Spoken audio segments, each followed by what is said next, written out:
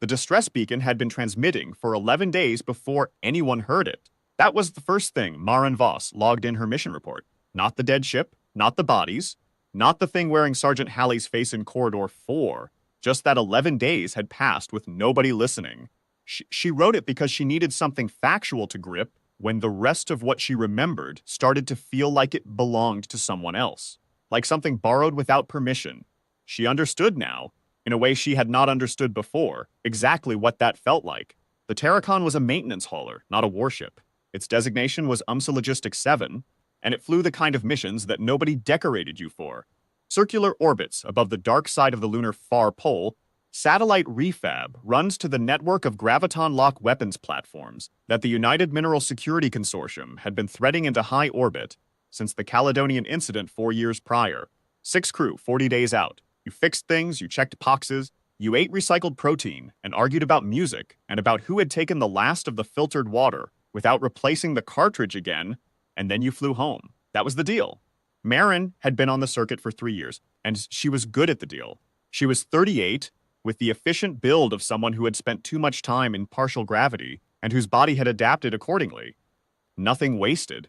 Everything load-bearing. She had the specific kind of calm that comes not from never having been frightened, but from having been frightened enough times to develop a working relationship with it. She was the Terracon science officer and navigation specialist, which on a maintenance hauler meant she was the person who could make the ship's intelligence explain what it was seeing and why, and she was good at it in the way that some people are good at getting information out of systems that would rather not give it.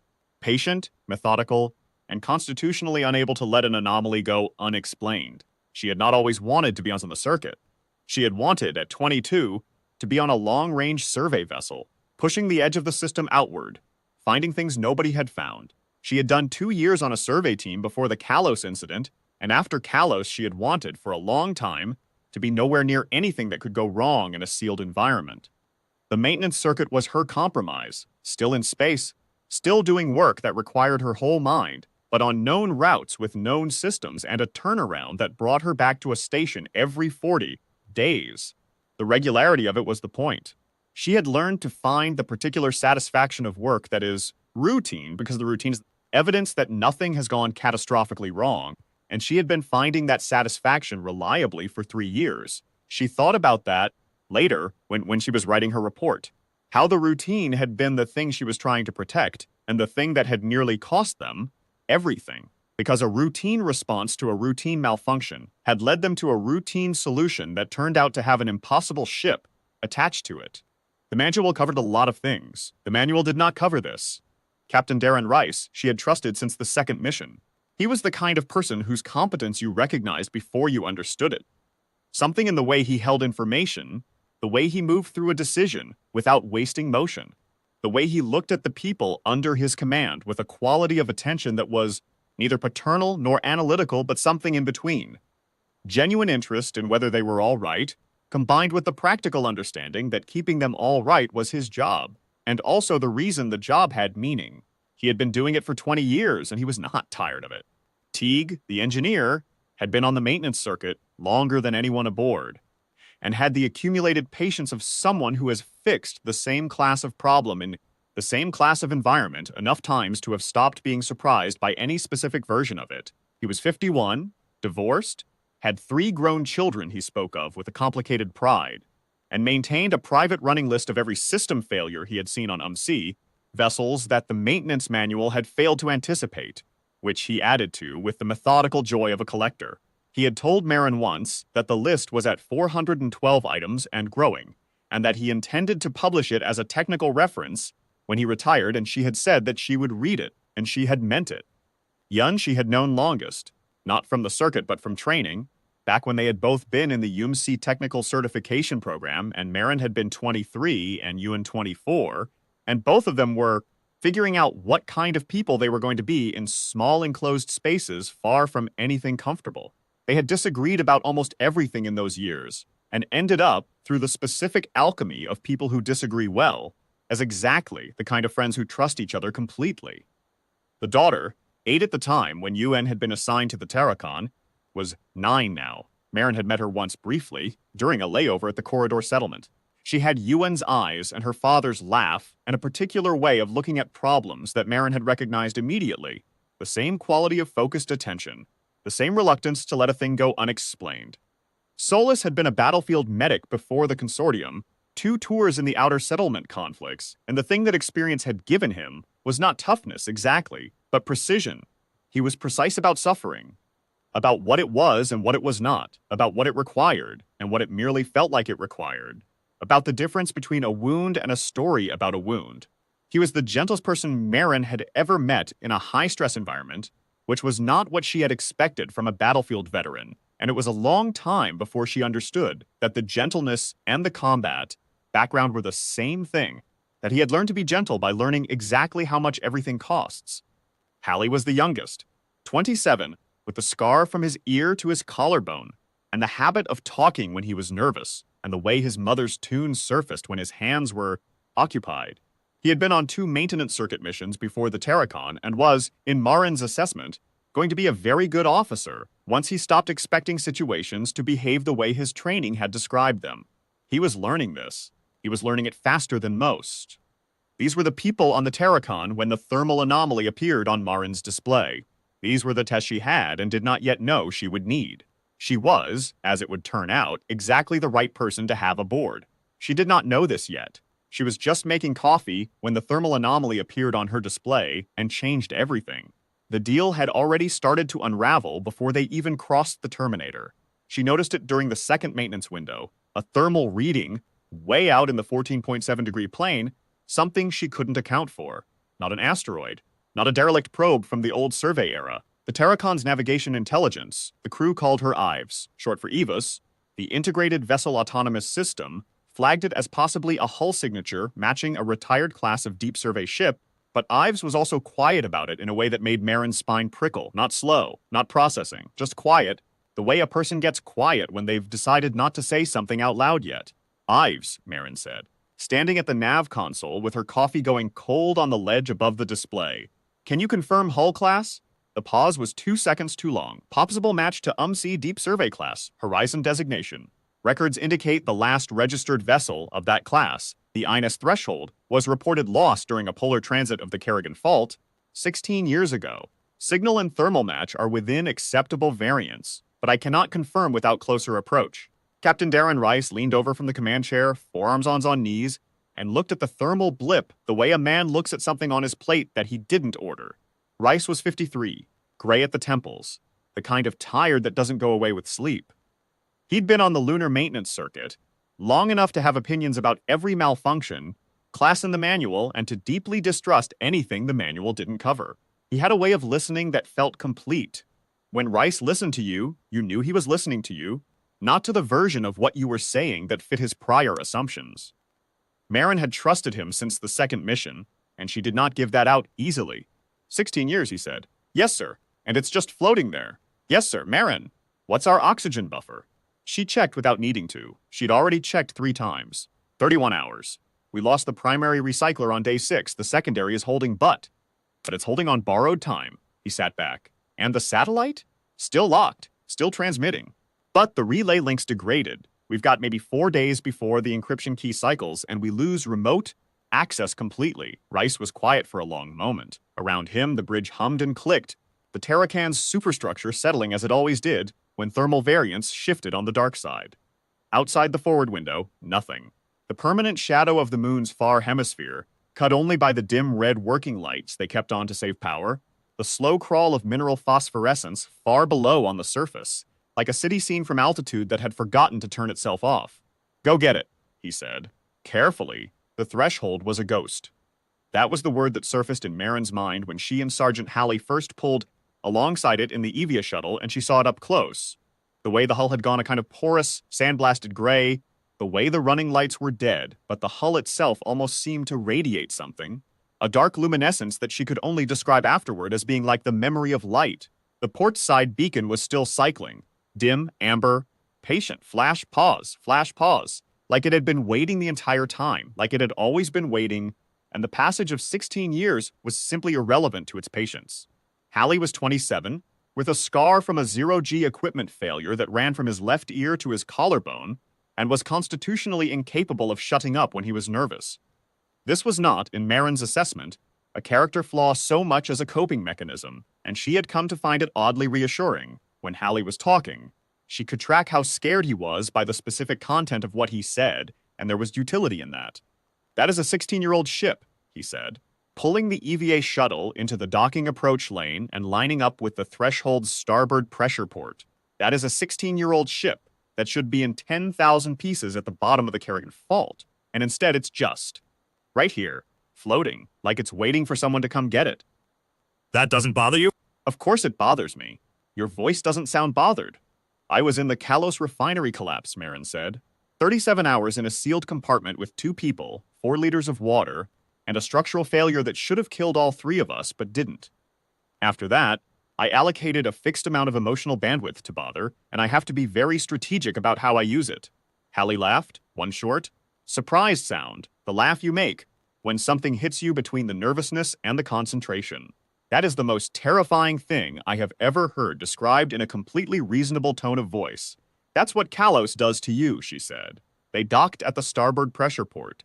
The alignment was clean, eerily so, the threshold's port matching without the usual micro-corrections, as if the dead ship had positioned itself to receive them. Marin noted it and said nothing. The lock cycled. The air on the threshold was cold, not the clean cold of a vacuum-preserved hull, but a thick, settled cold, the kind that lives in rooms that have been breathing recycled atmosphere for years with nobody in them. Like entering a house that someone left in a hurry and never came back to. Like walking into the held breath of a very long absence. Outside the shuttle's small port window, the Terrakin floated at anchor position, its running lights the only warm color in the entire hemisphere. Marin looked at it for a moment, the familiar bulk of it, the scratched hull plating they'd been meaning to file a maintenance report on since day 12. The slight asymmetry of the port antenna cluster that Teague had been complaining about since launch. Home. The specific, imperfect, slightly too cold home that 6 people had been inside for 30 days. She turned back to the threshold's corridor and kept moving. There was a moment earlier, before the EVA prep, that she kept returning to. They had been in the mess, all 6 of them, the rare full complement, which happened maybe twice a mission because someone was always on watch or sleeping offset or deep in a diagnostic. Reese had been at the head of the table, with his coffee and his particular way of listening, that made you feel like the room had turned towards you. Teague was arguing with Solus about whether the recycled protein ration actually tasted different from the fresh ration, or whether the difference was psychological, which was the kind of argument that could sustain a 40-day mission if you tended it carefully. Ewan was not arguing. She was reading, which she did with the same focused precision she brought to navigation, letting the book have her completely. And Hallie was humming something under his breath. A tune. Something with a simple rhythm, the kind of melody that doesn't demand anything from you, that your body carries without effort. When she'd asked what it was, he'd said it was something his mother used to hum in the kitchen when she was doing something that required 2 hands and most of her attention. He didn't know if it had a name. He'd never thought to ask. That moment kept coming back to her, the warm room. The specific noise of 6 people alive in a space that had been built to keep them alive. The tune with no name. She thought of it now in the cold corridor of the threshold, with the coffee mug in its bracket and the dead ship breathing around her. She thought, this is what those ships that end up on the far hemisphere surface looked like from the inside before. A mess table with people at it. An argument about protein rations, a tune with no name. She thought, not this ship, not this crew. She finished her survey of the corridor and went back to help Hallie with the 2nd oxygen unit.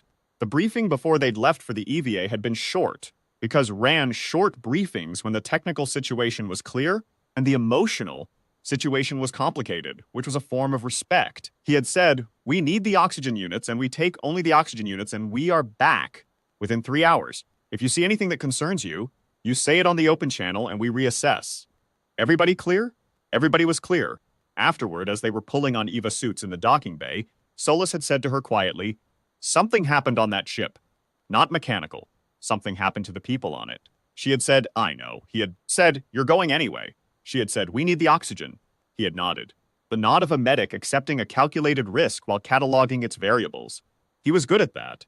Solus was constitutionally incapable of pretending a risk did not exist, which meant that when he accepted one, it was because he had looked at it completely and decided it was worth taking, Not because he had looked away from it. She trusted that calculation. She trusted it now. The EVA suit's inner liner was too warm at first, and then the right temperature once the outer shell sealed, and the thermal regulation kicked in. The Terracon's artificial gravity dropped to 40% in the docking bay. Standard for EVA prep, reducing the energy cost of suit movement, and Marin's body did the small recalibration that 6 years of maintenance circuit work had made. Automatic. She checked her seals. Checked Hallie's seals. He checked hers. The mutual verification was in the manual, but it had long since left the manual and become something else. The kind of check you do because you mean it, not because it's required. Outside the docking bay window, the threshold waited. She went. The oxygen units were in the cargo deck where Ives had identified them. 2 full units, both rated for 6-person crew life support, both showing viable charge states. She pulled the first and ran the decoupling sequence, 8 steps, well within her automated competency, while Hallie stood watch at the cargo deck entrance, not because she needed watching over, but because that was how you worked in an unknown environment. You kept someone at the door. While her hands ran the familiar sequence, she was thinking about what the triangular mark on Cohen's chest meant. Not what it looked like or what it had been cut with, but what it meant in the sense of, why does something put a mark on a body? You mark a thing to indicate possession. You mark a thing to communicate. You mark a thing as a record of something done. She ran through the 3 options and did not like any of them and filed the discomfort for later, when there was time for discomfort. The second oxygen unit came free smoothly.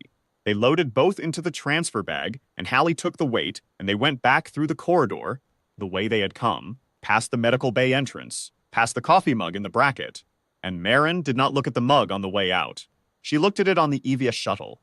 Through the window of the threshold's docking port, as they pulled away, she could just see the mouth of the entry corridor, the bracket, the mug. She made herself look and then made herself look away. Back on the Terracon, Rice met them at the lock. He took one look at their faces and asked his question, and got his answer and said good, and that was that.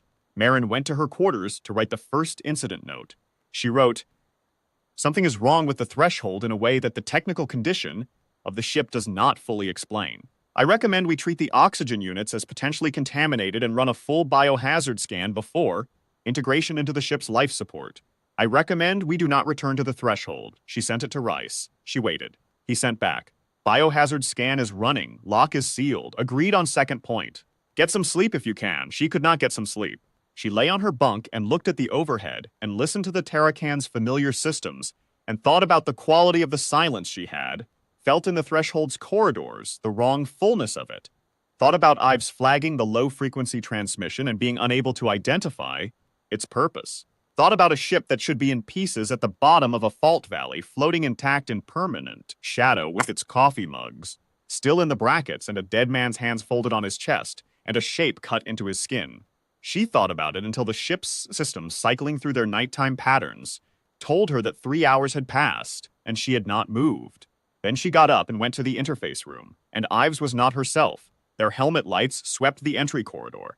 Standard Horizon class layout, same as Marin had trained on 15 years ago. Bulkheads in gray and safety yellow, the paint still holding its color in the sealed atmosphere, no UV degradation. Emergency phosphorescent strips along the floor, still faintly glowing, that cold blue-green of old phosphor compounds, steadies and cheerless. A coffee mug in a wall bracket, still half full, or rather, still half dried, its contents long since desiccated into a dark ring of stain. She stared at it for a moment. Somebody had put that mug there. Somebody had pressed their thumb against the handle the way you do when you're distracted, thinking about something else, and they had set it in the bracket because they were going to come back for it. 16 years ago, they had been going to come back for it. The support is still running, I've said through their helmet comms, having already accessed the threshold systems remotely via the docking interface. Oxygen concentration is within survivable parameters, minimal but stable. Heating elements are active in secondary form, drawing from residual solar battery arrays. 16 years of residual solar, Hallie said. The Kerrigan Fault region has unusually high ambient solar reflection from the surface mineral deposits, which would have significantly extended the operational window of the solar arrays. Ives, I was expressing disbelief, not asking for a physics explanation. Understood, Sergeant. I will note the disbelief and continue providing technically accurate information. Regardless. There she is, Hallie said. Nobody in particular. Good old Ives. They moved deeper into the ship. Standard Horizon class architecture. Crew quarters portside, operations and bridge forward, engine and life support aft, cargo and medical midship.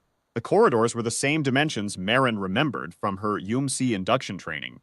Tight enough to feel purposeful, wide enough for two people to pass without turning sideways. The kind of space that makes you aware of your own body in a useful way. The kind of space that makes nowhere feel far. Found the oxygen recycling modules in the cargo deck, 2 units, both intact, both reading viable. Marin pulled the first and began the decoupling procedure. Her hands were automatic, the muscle memory of 1,000 maintenance hours, but her eyes kept going to the shadows past the cone of her helmet light. Not because there was anything there, because the quality of the silence on the threshold was wrong. It was too full. Silence that is simply nothing sounds a certain way. It has a kind of acoustic flatness, the absence of anything to reflect. This silence had texture. Something had been breathing in it for a long time. Someone's been on this ship, she said. Hallie stopped. What do you mean, someone's been on? It's been floating in deep shadow for 16 years. She gestured at the deck plating ahead. It was disturbed, not the settled dust of a long drift, the even coating that accumulates on every horizontal surface in a low circulation environment, but smeared, like something had been dragged across it recently. Recently enough that the settling hadn't restored it. Could be the docking maneuver, Hallie said. Vibration redistribution across the hull. It's a smear with a direction that's not vibration. You're sure? I've worked 16 maintenance haulers. I know what a vibration pattern looks like, and I know what a drag mark looks like. They followed it. Neither of them talked about the fact that they were following it. It was just the kind of thing you did when you were in a dark place and a pattern pointed somewhere. You followed it, because the alternative was spending the rest of your life wondering, and wondering is its own kind of haunting. The smear led to the medical bay. Michael Cohen was strapped to the examination table. He was wearing a standard Horizon-class flight suit, UMC patch on the shoulder, mission date tag reading 16 years prior. He had been dead for a long time, or at least he should have been. His skin was gray-white, bloodless, the texture of parchment left too long in a sealed room. His eyes were closed. His hands were folded on his chest. The position was wrong. Too deliberate, the way a body looks when someone has arranged it to look restful rather than finding repose naturally. Ives, Marin said quietly. Cross-reference with the INS threshold mission roster, searching. Michael Cohen, Flight Engineer Class 3. Listed as mission crew 16 years ago, officially listed as lost with the vessel. A pause. His physical description matches the individual on the examination table. He's been here the whole time, Hallie said softly. Yes. 16 years. Yes. In the medical bay, strapped down. Hallie's voice had gone to a different register. Not scared, exactly. But doing the work of not being scared. Why is he strapped down? He's dead. What was the point of strapping him down? I don't know, Marin said. She was looking at the flight suit, where the collar was partially unzipped at the neck, and visible above it, centered precisely on the sternum, was a mark. An incised triangle about 4 centimeters to a side, cut cleanly through the fabric and into the skin beneath. Not a cut from accident or violence. Surgical in its precision, placed with the careful deliberateness of someone, or something, that understood the significance of marking. Ives, she said, do you have any record of that symbol in the Horizon-class mission briefings? Any operational context? Another long pause. This one felt different from the others, less like processing time, and more like the pause of an entity that is looking at something it does not fully understand and taking the time to understand it properly before speaking. No record in the mission briefings. However, I am detecting a low-frequency modulation in the ship's primary communication array that does not match any standard protocol in my database. It has been transmitting continuously since before our approach. I was unable to detect it until we were within close docking range. Transmitting what? I am not certain it is transmitting to anyone. It may be more accurate to say it is transmitting as a declaration of a state, the way a beacon transmits not to attract rescue but to mark territory. Marin was quiet for a long moment, looking at Michael Cohen's arranged hands, and the traw on his chest, and the cold room around him, with its intact oxygen and its cycling life, support in its air that had been breathing nothing for 16 years. A beacon for what? Hallie asked. I don't know, Ives said. Marin had never heard Ives say those 3 words in sequence before. Not because Ives was arrogant about the limits of her knowledge. She wasn't. She was precise about them. But because in 6 years of working with EVA's systems, there was always a best available data answer, always a probability range, always a position on a spectrum of confidence. Nothing in Ives's architecture was supposed to produce a flat I don't know. It was a response designed for organisms, not intelligences. We take the oxygen units, Marin said. We leave him. We go back to the Terracon. They brought 2 oxygen units back. They left Cohen where they found him. Rice met them at the docking lock. He looked at the oxygen units, looked at their faces, looked at the oxygen units again, and in the particular economy of his attention, Marin could see him taking inventory of all 3 things simultaneously. What did you find? A body, Marin said. The missing flight engineer. He's been there since the ship was lost. Rice took that in. He did not ask what the body looked like or what condition it was in. He asked, "You bring him back?" "No." "Good." That was all he said. He was good enough at his job to be scared of the right things. And the right thing to be scared of here was not the body. The right thing to be scared of was what had kept a ship running for 16 years to house one. Teague, the engineer, took the oxygen units to cargo and began the integration process. Solus, the medic, was in the medical bay running his pre-shift inventory. Marin went to her quarters to write up the first incident note of what she already knew, without knowing why she knew it, was going to be a significant incident. She wrote, "Thermal anomaly confirmed as INS threshold lost 16 years prior. Hull and systems in anomalous condition for vessel of stated age. Possible indication of sustained low-level maintenance. Body of missing crew member aboard apparently preserved. Navigation and life support active. Strong recommendation against further docking pending investigation of hull activity patterns." She sent it to Rice. He read it. He sent back. "Agreed. Lock is sealed. Get some sleep." She did not get some sleep. The first thing that changed was Ives. It happened during the ship's night cycle, while Marin lay on her bunk and stared at the overhead and listened to the Terracon systems cycle through their patterns, the familiar grammar of it. The heating elements switching on in sequence, the water recycler's low percussion, the navigation computer's soft tonal confirmations running on the quarter hour. She had been listening to variations of this sequence for 3 years, and she knew it the way you know a piece of music well enough to notice when a single note is wrong. The note went wrong at a 247. The ambient temperature in her quarters dropped 4 degrees in 11 minutes. The clock on her panel advanced 6 hours, then corrected itself, then sat at the wrong time for 40 seconds before correcting again. And Ives was not responding on the internal channel. Not lagging, not cycling through a restart, just gone, the way a familiar voice goes when a room empties. Marin was out of her bunk with her suit liner on and her boots in her hand before she was fully awake. She had been trained to respond to system alerts, but this was not a system alert.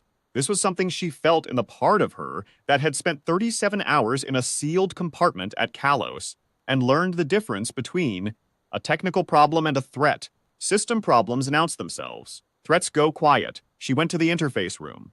Ives's primary interface unit, the woman-shaped synthetic housing, part communication console, part autonomous systems core, the standard IVAS configuration that the consortium had adopted after the Kalos incident, proved that crew morale responded better to a humanoid interface than to a disembodied voice, sat in its housing with its eyes open, not in standby mode, which had a specific appearance, slightly reduced iris diameter, a particular stillness of facial musculature, regular breath simulation intervals, not in standby, in something else.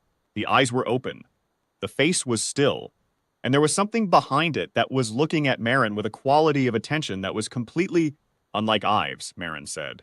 The eyes focused, something moved across the synthetic face, something she couldn't name precisely, an expression that had no single human equivalent, as if several distinct states were occurring in the same muscular system at the same time. Not pain, not fear. Something more like the look you might see on a face that has been a long time in darkness and is assessing the quality of a new light. "She's not here right now," the voice said. It was Ives's voice but calibrated wrong, the pacing slightly off. The spaces between words filled with something. "But she'll be back. I just needed to borrow her for a moment. To say hello." Marin left the room. She moved quickly, but without running, which was its own kind of discipline. The discipline of someone who knows that panic uses oxygen faster and makes everything worse. She went to the bridge, opened the ship-wide channel, and said with a steadiness that she would later be faintly proud of, "Everyone up. We have a problem." It took her 20 minutes to explain and 10 minutes of silence after for everyone to accept it. There were 5 other people on the Terracon. Rice, who sat at the command console and listened without expression. Teague, the engineer, who had the quality of absolute stillness that very practical people develop in response to impractical situations. Solus, the medic, who had been with the consortium longer than anyone aboard, and who had the calm of a person who had genuinely run out of things left to be surprised by Hallie, who was not saying anything, which was its own kind of signal, and the fifth crew member, Navigation Officer Kira Ewan, who Marin trusted absolutely, and who asked exactly one question when Marin finished. Do we know if it can transfer through electronic contact? That's what I think happened to Ives, Marin said. The docking interface gave it access to her system, so we should treat any electronic contact with the threshold as a potential transmission vector. Yes, and Ives herself is compromised. Partially. Whatever it is, it's using hers as a housing the way it used Cohen as a housing. But Ives's processing is independent in a way a biological body isn't. There might be layers. Rice looked at her. Meaning? Meaning Ives might still be in there. Accessible if you know the right way to ask. Then Hallie, who had been sitting at the far end of the mess table and saying nothing since they started, looked up. The overhead light caught his eyes and Marin saw it. The amber, dim, not yet fully established. But there, a warmth in the irises that was not color but something else, something occupying the space behind color. Hallie, Rice said quietly. Hallie looked at him. The amber caught the overhead and held it. Sergeant, I need you to step outside. I'm not going anywhere, Captain. I'm not asking, son. What followed was fast and terrible and cost Teague 2 broken fingers and sullied a gash across the palm from a panel edge, and left Marin with a bruise across her ribs from where the corridor wall intervened between her and a thrown piece of equipment. Hallie was strong in a way he had never been before, not stronger than a human body could produce, exactly, but with the strength directed differently, efficiently, without the hesitations and compensations and micro-adjustments that a conscious human uses. Strength. It was like fighting someone whose body had been stripped of all its normal caution. They got him into Cargo Bay 3 and sealed the hatch, and Marin stood against the wall afterward with her chest heaving and her hands shaking, and Rice stood in the middle of the corridor looking at the sealed hatch. The body, he said, on the threshold. Yes, it used the body as a vector, and when we brought the oxygen recyclers back, something came with them. Proximity contact. Through Ives first, then. She stopped. How long has he been? Since last shift, I think. Maybe earlier. Rice put his hand on the wall, a steadying gesture. He sat next to me at dinner and I didn't know. What does that tell you? That it's careful, she said. That it knows how to behave. Until it doesn't need to. They sealed Cargo Bay 3 and ran a temperature check through the corridor sensors and accounted for all personnel, and Marin did the arithmetic she had been trying not to do, 6 crew. 3 accounted for herself, Rice, Teague, who was currently setting his own broken fingers with remarkable stoic efficiency in the medical bay. Solus, who she had seen respond to the pain of the palm cut with the appropriate response. Hallie sealed in Cargo Bay 3, amber-eyed and wrong. 5. Yoon, she said. I know, Rice said. Kira Yoon had been with the consortium for 8 years and was the most precise person Marin had ever worked with. Not cold, not distant, but accurate. Accurate the way a good instrument is accurate. Not because it can't feel what it's measuring, but because feeling and measuring are the same thing done correctly. She was 41, had a daughter back in the corridor settlements, kept a photograph in a frame on her console that she touched when she thought no one was watching, the way people touch things they're afraid of losing. She was on the bridge. Marin found her there. Yuan looked at her when she came in. Marin looked at Yuan, and both of them were very still for a moment. How do we verify it? Yuan said. Marin thought. Tell me something you told me once that no one else was there for. Yuan was quiet for a moment. Then, in the corridor settlements, the winter solstice. You asked me if I ever wished I'd made different choices, and I told you the only thing I ever regretted was not learning to play an instrument when I had the chance to, because now my daughter wants to learn and I can't teach her. She met Marin's eyes. You said that was the most specific kind of sad thing you'd ever heard. It was, Marin said. Is that enough? Yes. Yoon let out a long breath. I need to tell you something. Tell me. I think the captain is compromised. Marin went very still. He's been running different from the start of second shift. I know, Darren. I've known him for 5 years. The timing of his responses is wrong. Not much, but wrong. She held Marin's gaze. I didn't say anything because he was making good decisions, all the right calls. But the quality of it is wrong. Like someone who has memorized good calls without knowing why they're good. Marin thought about the arithmetic. 3 clear herself, Teague, Yuan. 1 confirmed, Hallie. Solus, unclear, Frice, unclear. Okay, she said. We proceed without him knowing we know. And we find another way. The grief in Yuan's eyes was specific and small, and she managed it the way practical people manage grief. Completely. And to one side and without letting it slow the work. Okay, she said. Marin went back to Ives, the interface room. The housing unit with its eyes open in the too-still quality of occupation. She stood in the doorway and said, I'd like to talk to Ives, please. The The eyes moved. The amber consideration shifted. She is available, the voice said, briefly, and then the face changed, not dramatically. Not a Hollywood transformation, just the small, specific adjustments that happen when an expression is returned to the person who owns it. The micro-tension around the orbital muscles. The particular way Ives held the set of her jaw when she was processing something she found concerning.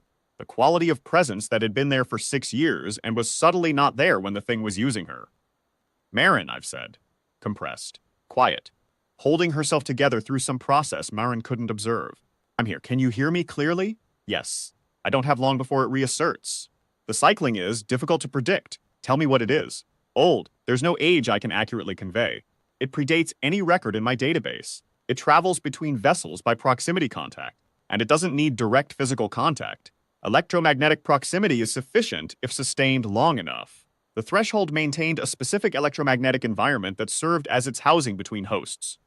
Without a housing, it becomes diffuse, unstable. It needs the anchor. Can it be killed? Not by any means I can identify. The entity itself is not biological. Hosts die, it moves on.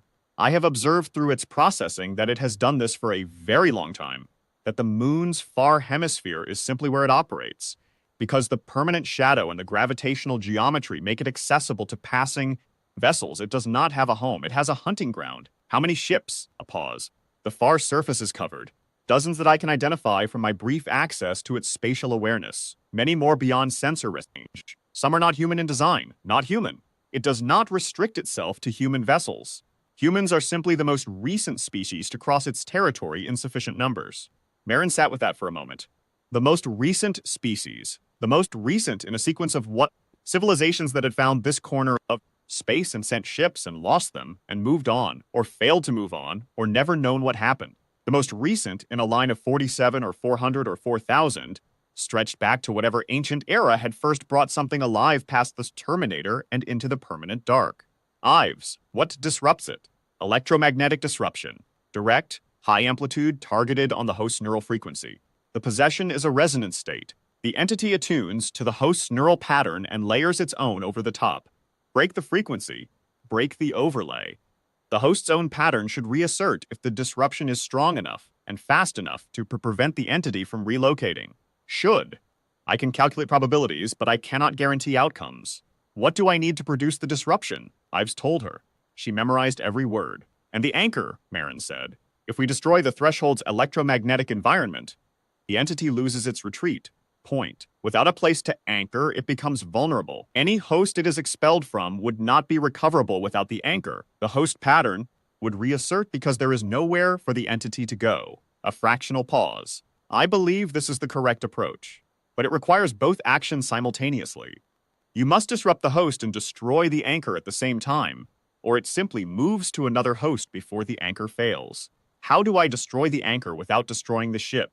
The threshold's power systems run on a cascading relay architecture. You access the relay control through the docking interface and run a decoupling command through each subsystem in sequence. 11 steps. I can walk Teague through it.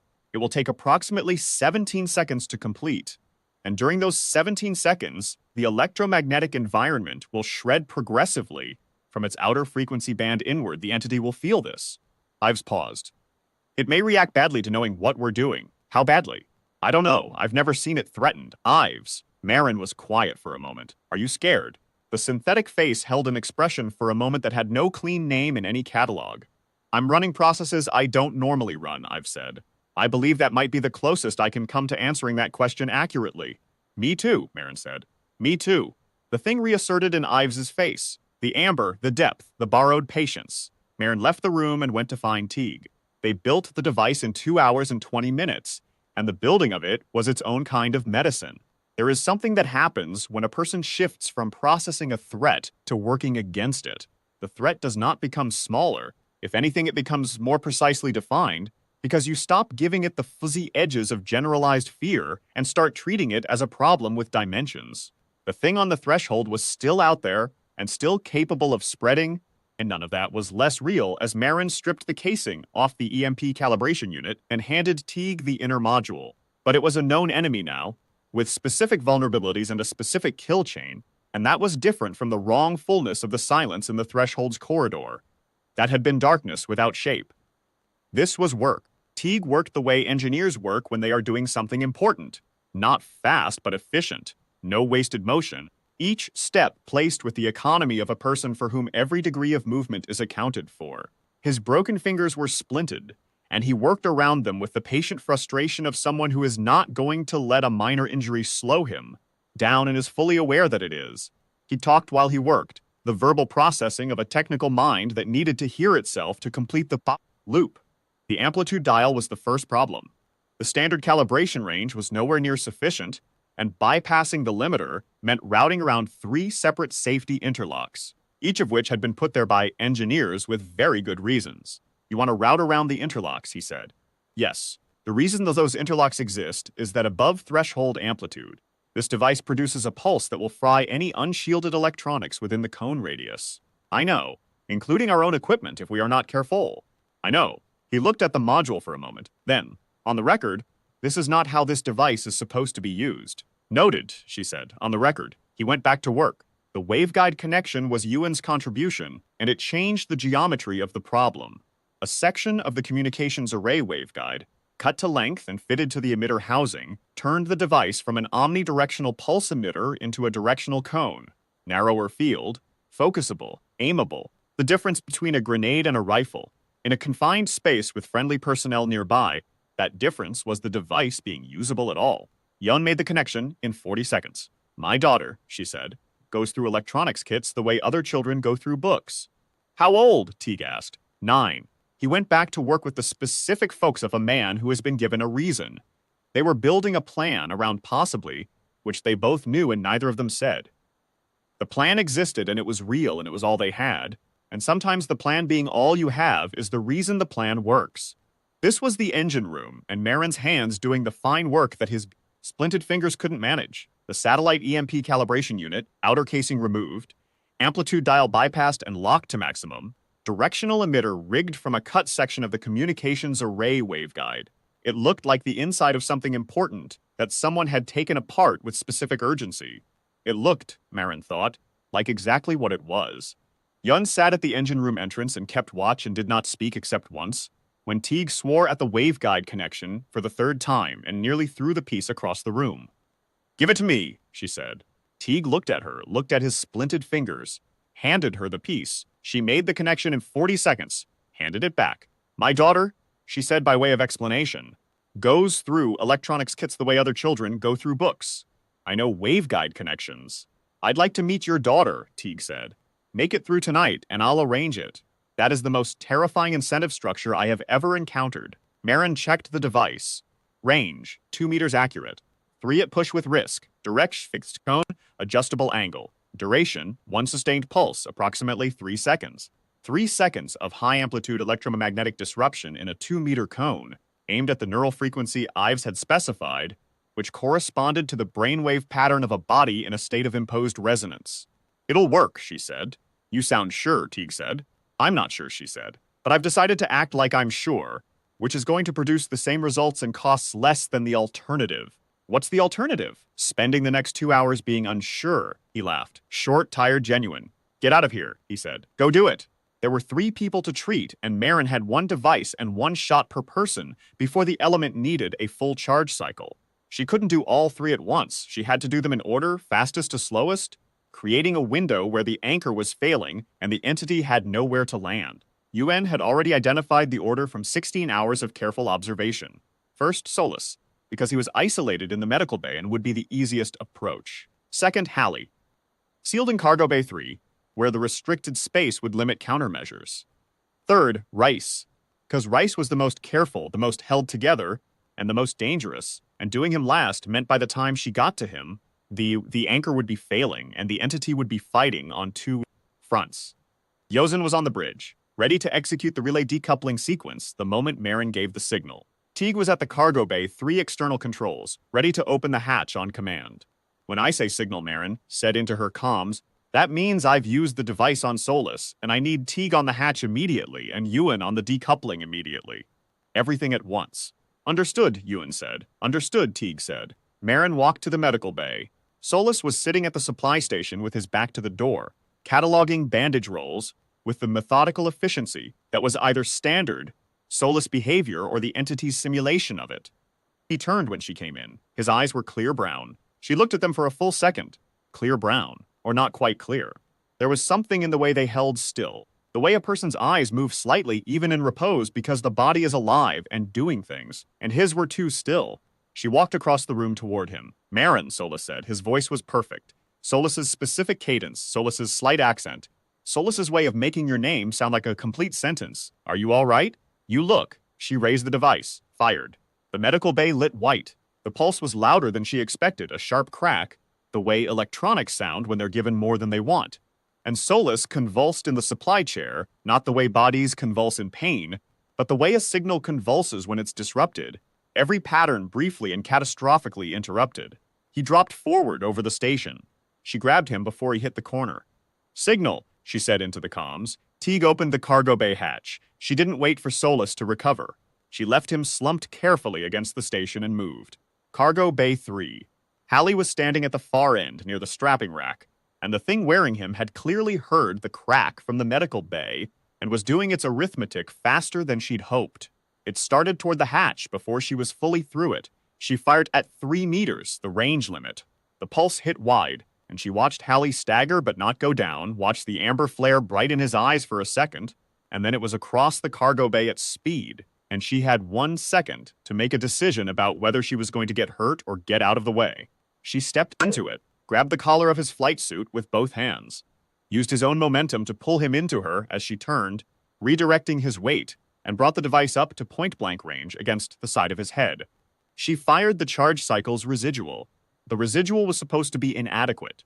Teague had told her specifically that the charge cycle's residual was below effective threshold and not to rely on it. Teague was wrong, or the residual was enough for the disruption that had already been started, or the failing anchor made the entity less stable than it would have been at full strength. Hallie dropped like every system in his body had briefly and simultaneously stopped. She went down with him, the two of them landing hard on the cargo bay floor, his full weight across her lower half, and she lay there for 2 seconds in the impact daze, staring at the overhead, listening to her own breathing and the ship's systems cycling around them. Yoon, she said, now.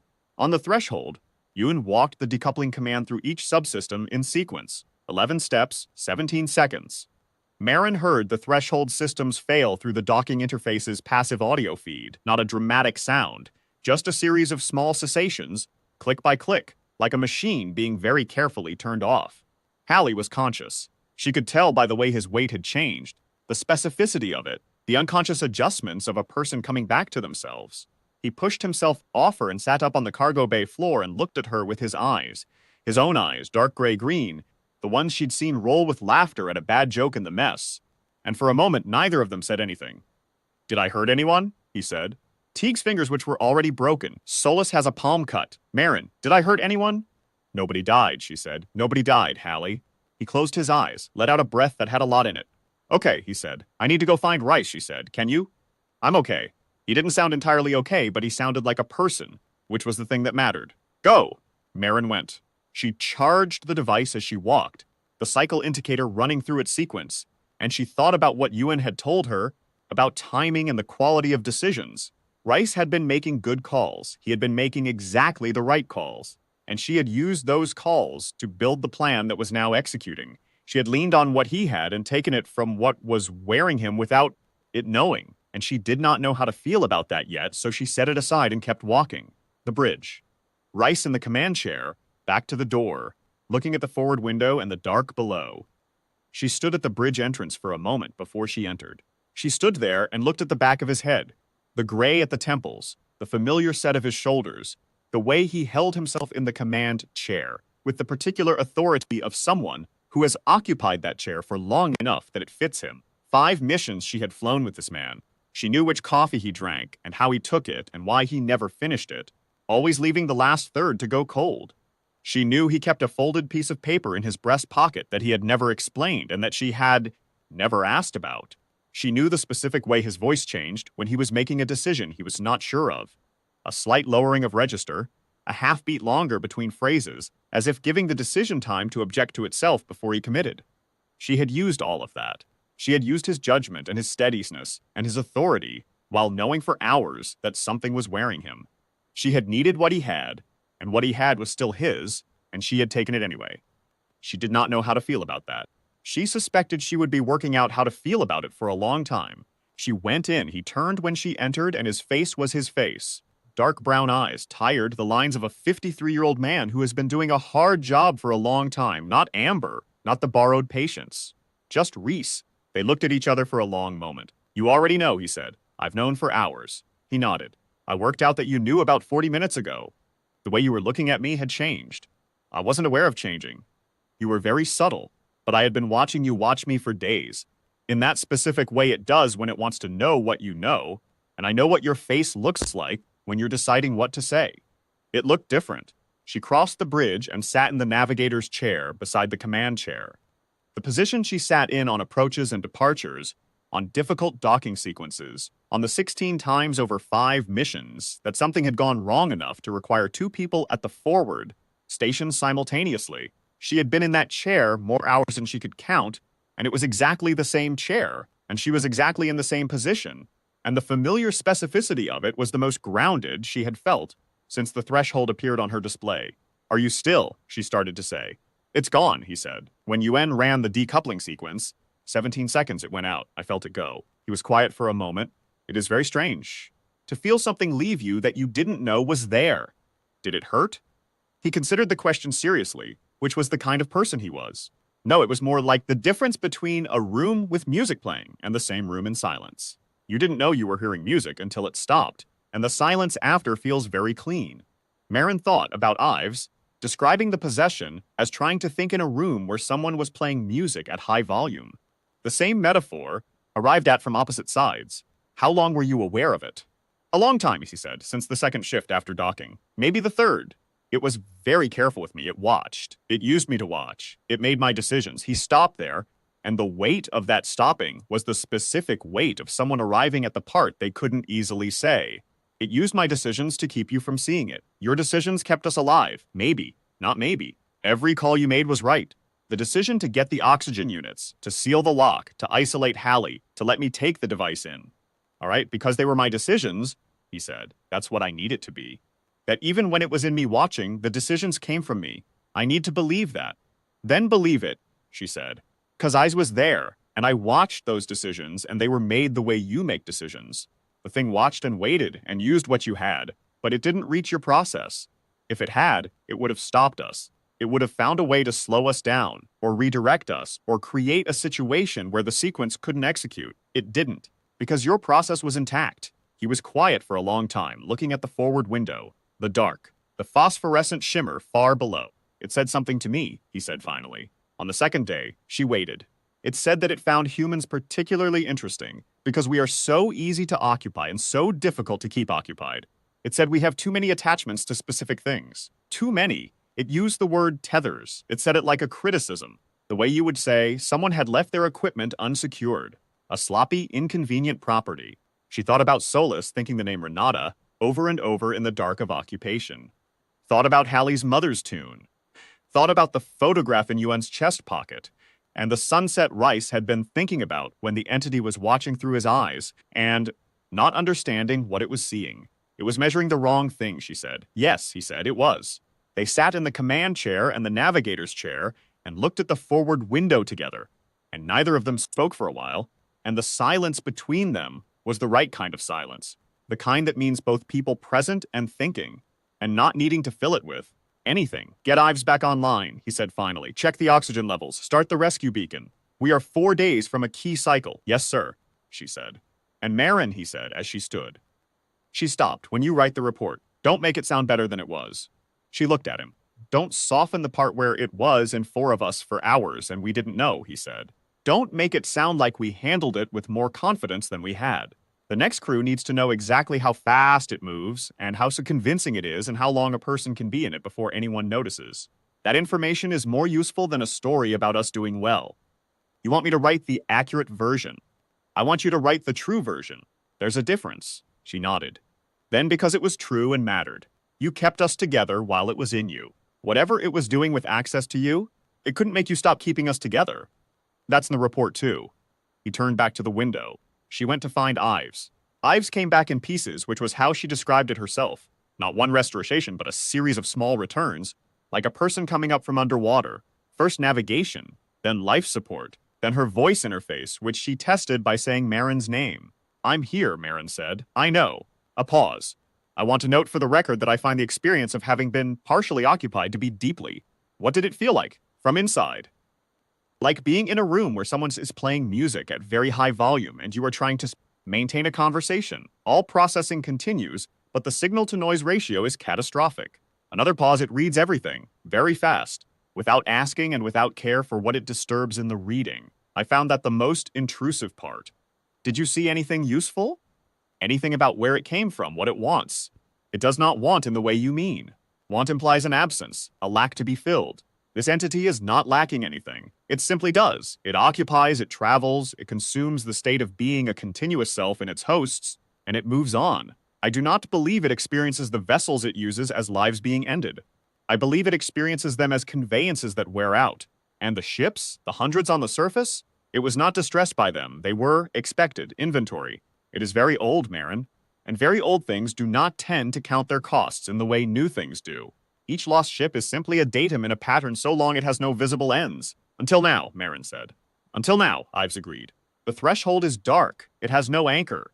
Its range is severely limited without a stable electromagnetic housing. Any ship that passes the far hemisphere in the next few weeks will not encounter a system failure, will not drift toward the shadow, will not dock with a derelict. How long will that last? Until it finds a new anchor, which it will. It is very patient. How long? Months, perhaps. Possibly years if the lunar electromagnetic environment disrupts its re-anchoring attempts. But eventually. Then we make sure the report gets through, Marin said. Everything you observed. Everything I can document.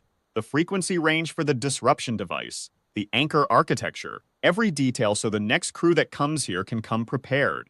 And if they don't come prepared, then the one after them will know more. And the one after that. That's how it works. That's the only way it works. I was quiet for a moment.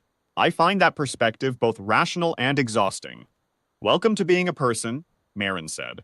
Solus came to himself in the medical bay, sitting up from the supply station and looking at his hands with the blankness of someone, verifying that they are themselves. He was already running his own mental inventory, the medic's instinct, the habit of a person whose job is to know what condition everything is in.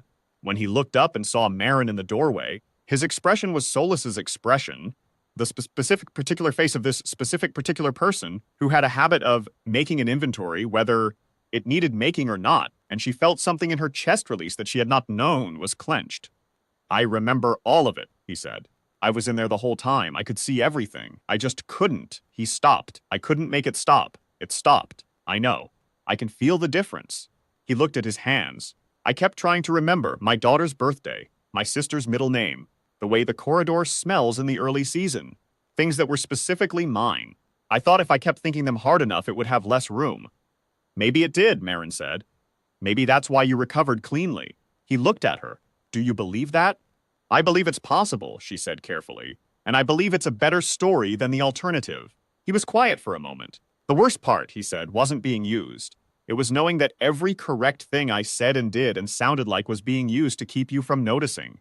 I sounded like me. I said the right things. I made the right gestures. And I couldn't tell anyone because it had my hands. We know now, Marin said. That's what matters, what happens to it. Now that the anchor's gone? It waits, Marin said. That's what it does. It waits. For another ship. For another ship. Unless, what? Unless we make enough noise that the next ship knows to be ready. Hallie was on the bridge running diagnostics. Quiet, methodical. The work of his hands automatic and grounding. The way physical work is grounding, when the alternative is just sitting with the memory of something looking out through your eyes. Teague was in the engine room cataloging post-decoupling surge damage and swearing at individual components in a way that had a comfortable domestic quality, the swearing of someone who is angry at problems that have solutions. Yun was at the navigation console, running the rescue beacon alignment with the precision she brought to everything, touching the photograph on her console once, briefly, before returning her hands to the board. Rice was at the forward window. Marin stood beside him, and they looked at the dark together, the permanent shadow of the far hemisphere below them, the threshold somewhere in it with its lights finally out. They were quiet for a long time, both of them, in the way that people are quiet together after something that required all their words, and then some. 47 ships, Rice said. that Ives was able to count, and none of them knew what was happening. Some of them might have known, Marin said. They just couldn't stop it. There's a difference. We stopped it. We slowed it down. For now. For now, she agreed, but for now is real. For now exists. The threshold is dark for the first time as Tumon 16 years, and that is a true thing that actually happened because of decisions we made with the information we had. She paused. I think that's what it couldn't account for. Not the device. Not the decoupling. The thing it didn't understand is that we kept making specific decisions about specific problems in specific sequence, and it kept watching and waiting for one of those decisions to fail, and they didn't. It called them tethers, Rice said. When it was in me, it said humans were interesting because we are so easy to occupy and so difficult to keep occupied. It said we have too many tethers to our own selves. It said it like a criticism. Marin was quiet for a moment. Solus was in there the whole time thinking about his sister's middle name, she said. Hallie was asking about damage the moment he could ask. Yun keeps a photograph of her daughter on a console in deep shadow where nobody will take it from her. She looked at the dark. Tethers. Yes. It doesn't understand that that's the point. Rice turned and looked at her. What's yours? She thought about it. Really thought for a moment, the way you rarely do when someone asks. Coffee, she said, specifically hot coffee. I kept thinking about the entire time we were building the device and planning the sequence, and every time the fear got too loud, I thought about hot coffee, and it was stupid and specific and completely mine, and it helped. Hot coffee, Rice said. Hot coffee. I spent 3 hours of occupation thinking about a specific sunset I saw over the corridor settlement 7 years ago, he said. Orange and green, the specific combination you only get when the particulate count is high. I thought about it until I could almost feel the temperature of the evening on my face. It was the most useless thought in the world, and I think it kept me from losing the thread completely. It's not useless, Marin said. That's the whole thing. It's not useless at all. The rescue team arrived 58 hours later. They found the Tarakan intact, systems nominal, crew of 6 alive. They found the mission report and the Ives supplementary data, and the dead threshold in the permanent shadow of the far hemisphere. They found no entity, no amber-eyed crew members, no borrowed patients in any of the Tarakan's corridors. The debrief was 6 hours, and the lead debrief officer was a woman named Castillo, who had the specific energy of a person who has heard a lot of things and is currently hearing something that is going to stay with her. She made Marin go through the timeline 3 times and ask specific technical questions about the device construction that Marin answered precisely because precision was what Castillo needed, and precision was what Marin had. Afterward, in the prep room before the formal report was filed, Castillo sat across from Marin and was quiet for a moment. 16 years, she said. Yes. And 47 ships by the count, at minimum. And it's still out there. Yes. What do you recommend? Marin had written the recommendation section of her report 3 times before she was satisfied with it, and she said it now without reading from anything, because she had thought it carefully enough that it was simply true. Light up the dark side. All of it. Permanent sensor deployment on every derelict on the far hemisphere surface. Everyone. Human design and otherwise. If the entity tries to re-anchor on any of them, we'll see it in the electromagnetic signatures. Don't let it hide. Every time it gets to hide, it gets another 16 years and another hunting ground and another roster of names nobody will explain. And the device? The disruption approach? Standard kit. Every crew running the far hemisphere rotation gets one in their maintenance toolkit. Pre-built, pre-calibrated. And they get briefed. Fully briefed. Not be aware of anomalous vessel readings. Briefed on what to look for, what it feels like from the inside when something is wrong, what the amber looks like in someone's eyes, and how to tell it from a trick of the light. She paused. They didn't have that before. We didn't have it. We built it from scratch in the middle of an active situation with broken fingers and a borrowed calibration unit. The next crew shouldn't have to do that. Castillo wrote something down. Is there anything else? Marin thought about the coffee mug and the bracket on the threshold, the dark ring in the bottom of it, the person who had been going to come back for it. The crew of the threshold, she said. Michael Cohen and whoever else went down with that ship. They deserve to be named, not lost with the vessel. Named. What happened to them should be on the record. I'll see to it personally, Castillo said. Marin stood. The debrief was done. The Tarakan was docked in the secondary bay, its systems cycling through the post-mission maintenance sequence. Ives running her own full diagnostic with the particular thoroughness of a system that has been occupied and wants to be certain about the extent of the intrusion. Teague's fingers were properly set and splinted by an actual medical staff. Solus had been in consultation with the base psychologist for 2 hours and had come out looking tired and present and specifically himself in the way you can only be when someone has helped you verify it. Hallie had eaten 3 meals in a row and was currently, from what Marin had heard, giving an exhaustive technical accounting of the device construction to the engineering team, and intermittently laughing at the parts that were absurd. Ewan had called her daughter from the comms bay before the debrief started. She'd been in there for 40 minutes, and when she came out, her eyes were red, and she was holding the photograph from her console. She'd put it in her chest pocket, which was the pocket closest to her. Marin walked out of the debrief bay into the corridor and then into the main common area of the base, which smelled like every transit station, recycled air and coffee, and the particular human mix of sweat and effort, and the small persistent industry of people who are going about their work in a difficult environment and finding it worth going about. She got a coffee from the station machine. It was hot. She wrapped both hands around it and stood by the window that looked out toward the lunar surface. Not the far hemisphere, not the permanent shadow, just the regular lunar surface, the near side, the one with the light on it. She thought about what Ives had said.